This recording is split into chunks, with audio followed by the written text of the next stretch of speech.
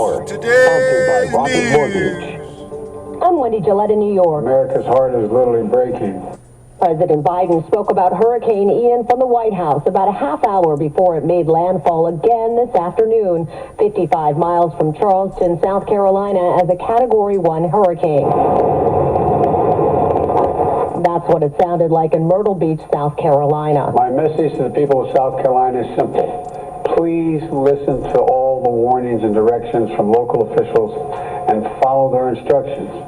CBS News correspondent Michael George. The biggest mistake people can make, officials say, is to underestimate this storm.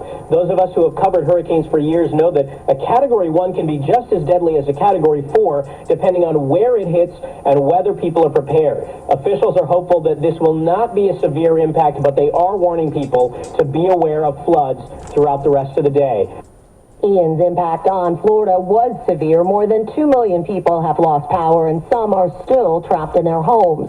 FEMA's Assistant Administrator, Leilani Stainsby. Search and rescue efforts are ongoing in the state of Florida. Our administrator is down on the ground helping to assess damage and work with state and local officials to make sure that the state has whatever it needs. Ukrainian police say 30 people have died and at least 88 were hurt in a Russian missile strike on a convoy of cars that Ukrainian officials say were trying to bring relatives to safety from Russian-occupied territory. Moscow annexed occupied areas of Ukraine, leading to U.S. sanctions.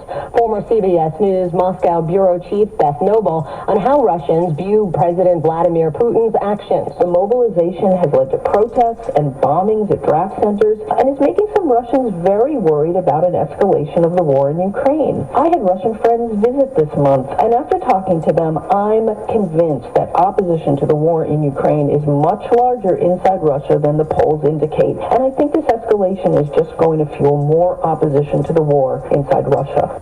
The House has passed a short-term spending bill to keep the government running past midnight. The vote was 230 to 201. A new indicator of the economy, CBS News business reporter Jason Brooks. The Fed's preferred inflation tracker, the Personal Consumption Expenditure Index, rose 6.4% in August from a year earlier, stronger than expected and a bit hotter than in July.